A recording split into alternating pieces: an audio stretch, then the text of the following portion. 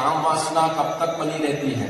और वो अंतिम सांस ले रहा था, वासना से युक्त उसकी नजरें थी। बहुत ही खतरनाक बात है, डेफिनेटली ऊपर उठना पड़ेगा। पुरुष और स्त्री का आकर्षण, प्रभुपाद जी कहते हैं 50% तो वैसे ही मुक्त हो गया। और प्रभुपाद जी ने एक कहानी भी सुनाई थी। एक बार अकबर ने मंत्री को पूछा कि भाई काम वासना कब तक बनी रहती है, कितने सालों तक। मंत्री ने बोला अंतिम सांस तक बनी रहती है। राजा ने बोला ऐसा कैसे बोल सकते हो तुम, ऐसा नहीं होता है।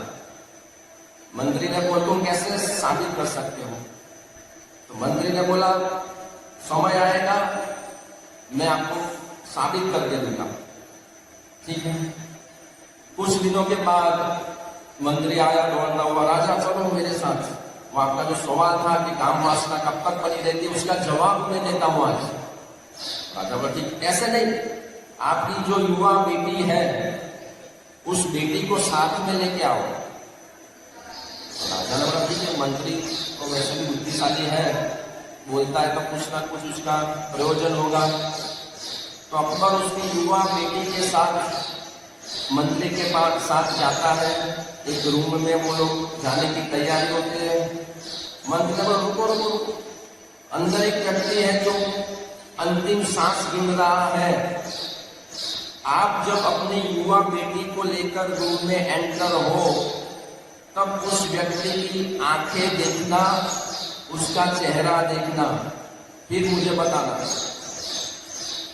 राजा ने बोला ठीक है। और वो अंतिम सांस ले रहा था, उसमें राजा अपनी युवा सुंदर बेटी के साथ जैसा ही एंटर हुआ, वो व्यक्ति मर रहा था लेकिन वो उस राजा की बेटी को ताक रहा था। वासना से युक्त उसकी नजरें थी। मंत्री ने साइड पर बुला के देखा, देखो राजा तुम्हारी युवा बेटी को देख रहा है। ये देखो, ये साबित करता है कि काम वासना अंतिम सांस तक बनी रहेगी। और प्रभुपाद जी कहते हैं अंतिम क्षण में भी, मृत्यु के अंतिम क्षण में भी युवा लड़की के चेहरे को देखने की इच्छा उस व्यक्ति के मन में बनी हुई थी। बहुत ही खतरनाक बात है और ये सबके हृदय की बात है। प्रभुपाद जी कहते हैं यह दुष्प्रेरणा कहलाती है, यह कभी भी पूरी नहीं होती।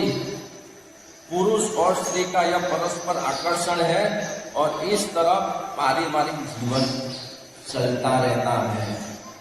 देखो ये अगर भगवत धाम जाना है तो इससे ऊपर उठना पड़ेगा, डेफिनेटली ऊपर उठना पड़ेगा। प्रभुपाद जी ने समझाया कि यही पारिवारिक, यही भौतिक जीवन है। पुरुष और स्त्री का आकर्षण यही भौतिक जीवन का मूल बांधने वाला तत्व है। अगर इसको जीत लिया तो प्रभुपाद जी कहते हैं 50% तो वैसे ही मुक्त हो गया। अगर इसको जीत लिया तो